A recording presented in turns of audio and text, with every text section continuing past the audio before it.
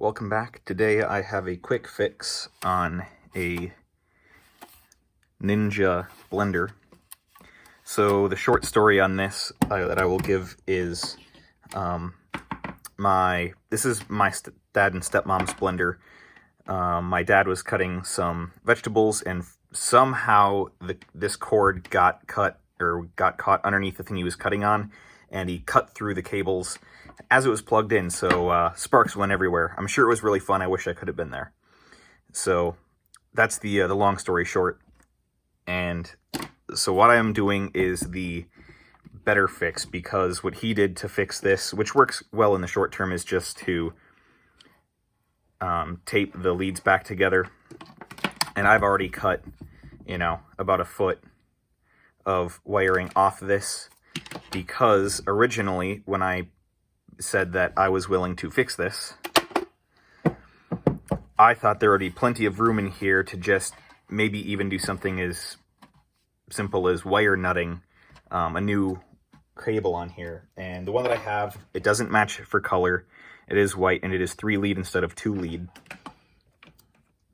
But the thing is, with the way that the bottom cover goes on here, there is no space. It'll go in this way.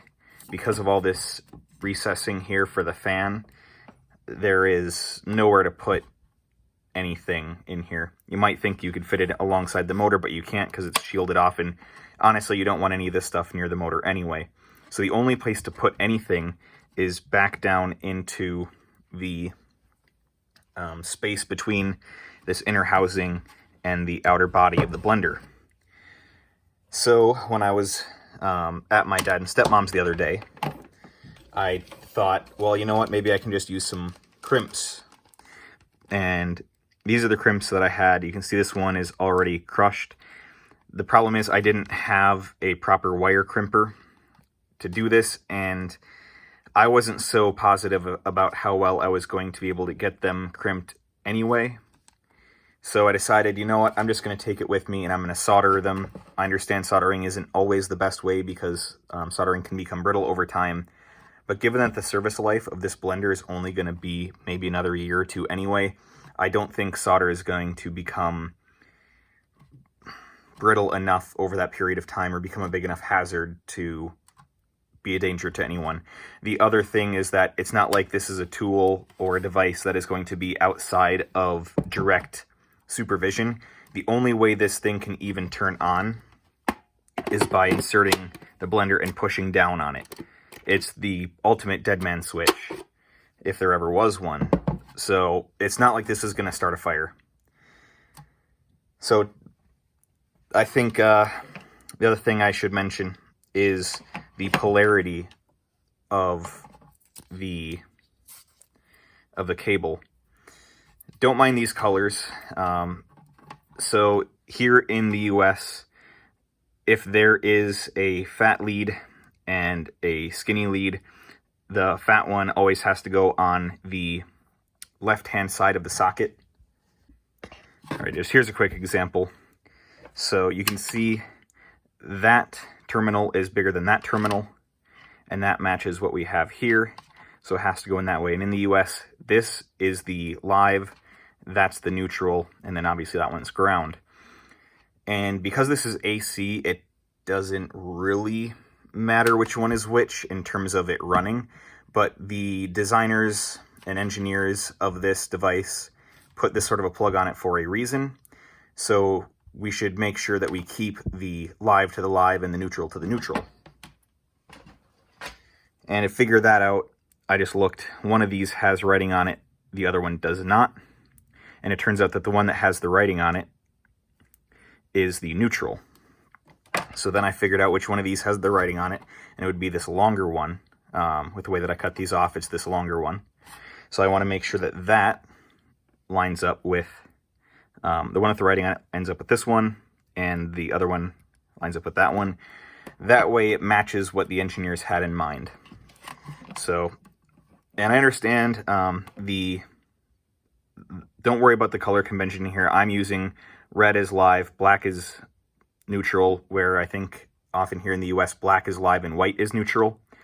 I'm just using this so that I know what's going on, because as soon as I seal this up, no one's going into it ever again. It'll be binned before anyone else tries to fix this. So that's why I'm okay doing it this way. So another thing to prove that this thing does still work, I've got my junkometer here. You pay attention to the junkometer. I'm going to put each of the leads on these two leads here, and then I'm going to press down on the body, and you can see now we have continuity through the motor. I'll lift up,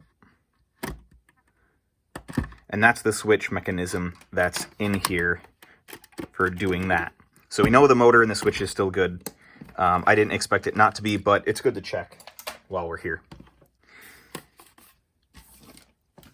So I'd say now it's time to finally make the jump to soldering this thing together. I do have my soldering iron heating up.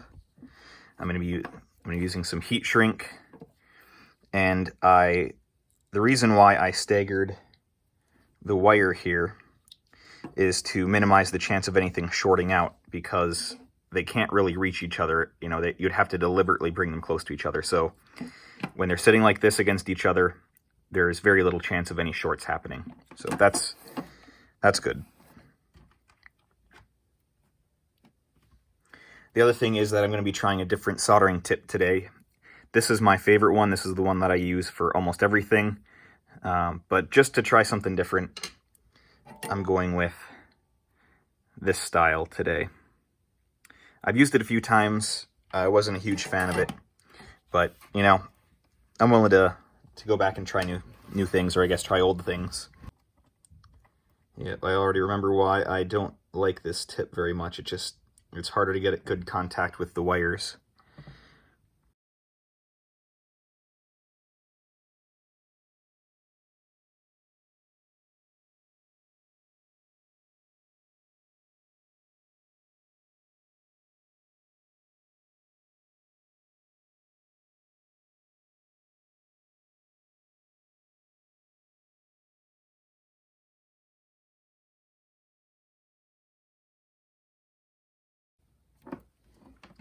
Right, I'm confident enough in that. I don't think it's perfect, but it should get them by for a little while longer. All right, let's get the heat shrink wrapped up now.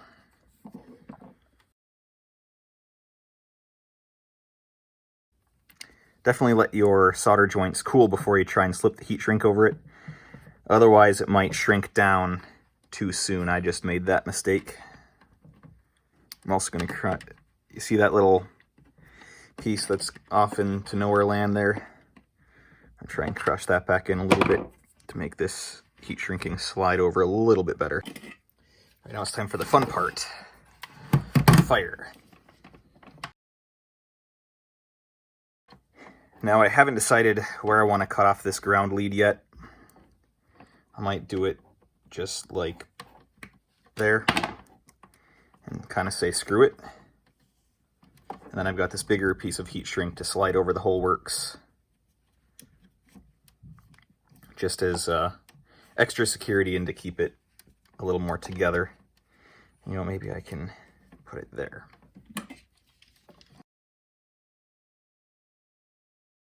All right, now all we have to do is try and shove that whole thing down into there, which is going to be a lot easier, or sorry, it's going to be a lot harder than it sounds, because nothing is ever as easy as you would like it to be. Let's also check with the junkometer that we still have continuity with our new connections. So you check the meter for me.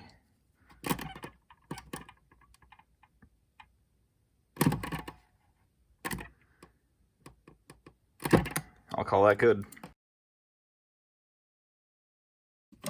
Right, I'm happy with how far down that went. So now we just gotta pull this cable back through.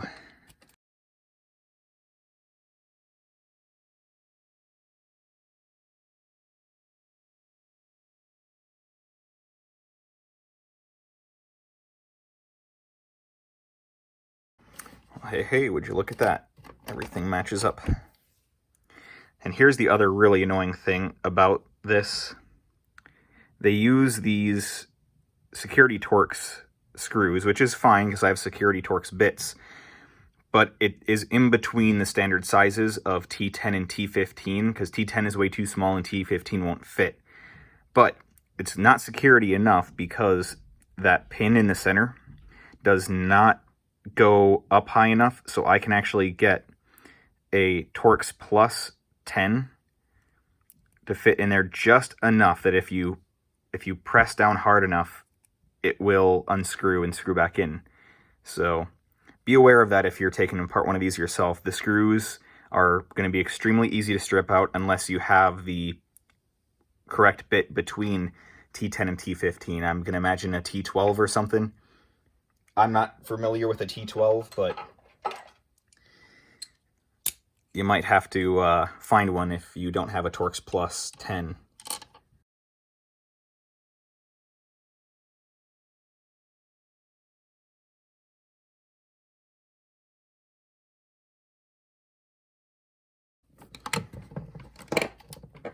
Alright, that's on nice and sturdy. So let's give it a test here. And we can test this thing with the ever flickery hoppy meter. I've got this thing running through, well, too many extension cords, so hopefully it doesn't blow up. But that's why they call it the smoke test.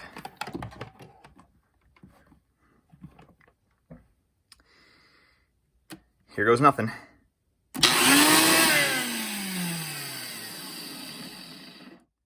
That is extremely loud.